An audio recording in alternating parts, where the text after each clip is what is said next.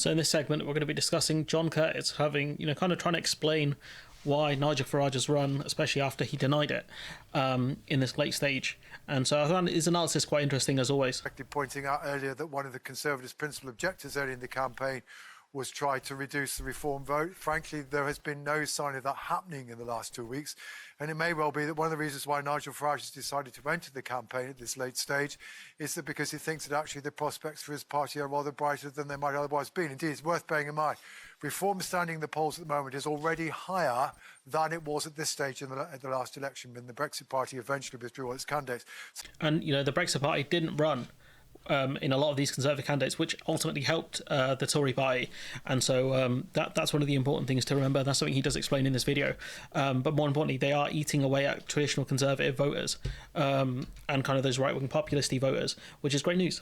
So that's point one, the lead in terms of votes. The second question, which all these so-called MRP polls are trying to address, is where are those votes going to be cast? And the common message that they're getting, although they disagree in the extent of it, is that the vote for the Conservative Party is falling more heavily in places that they are trying to defend. Now, in part, that's an arithmetical inevitability. There are about 80 constituencies where the Conservatives don't have 20% of the vote to lose, which is the vote by which is going down. But the second reason why it's arithmetical inevitably, certainly with the Conservatives, with Reform running at 11% as they are in the polls, is that 11% is, for the most part, in terms of the increase since the last election, when Brexit Party got 2%, is going to occur primarily in Conservative-held constituencies, partly because that's where there are more Leave voters, but also because the Brexit Party did not contest those constituencies last time. So it's an increase from zero. And obviously the vote wasn't split back then, so it obviously makes sense why it's being split as it is now. And, Nigel Farage and Ticey picked probably the two most winnable seats for them, which obviously makes sense. You don't want to pick a seat that's kind of middling. Clacton on sea, which was an incredible, I think it was one of the highest Brexit voting areas, a very deprived area, which, that's an area, these are the kind of places where people like Farage excel in. But also Ticey picking Boston. I don't think Boston's doing that great as an area either, and it's a very Brexit-y place. So that's essentially what the polls are trying to grapple with. The other thing we know, however, is if you look at the results of the local elections, both this year and last year, you can also see this pattern of the Conservative vote falling more heavily in places they're strongest. So that's why you end up, if you just take the YouGov poll, which was the better one for the Conservatives, the simple national vote numbers, if you said, well, ups and downs, the same thing everywhere, it would be Conservative 200. But because that poll is saying, but it looks to us, and when we model the data, that they're losing votes more heavily in places where they were previously strongest, they lose an extra 60 seats. And so that's why MMRP polling is better than traditional polling. It's far more detailed, especially when you look at a constituency by constituency basis, which obviously makes the most sense because that's the country we live in, a first past the post system. I think it is, maybe Farage did look at the data, maybe Ticey put some pressure on him to run, we don't know, but in terms of maybe Farage was looking at the numbers here and thinking, this is probably the best shot I'm going to have, because the Conservative support is crumbling massively.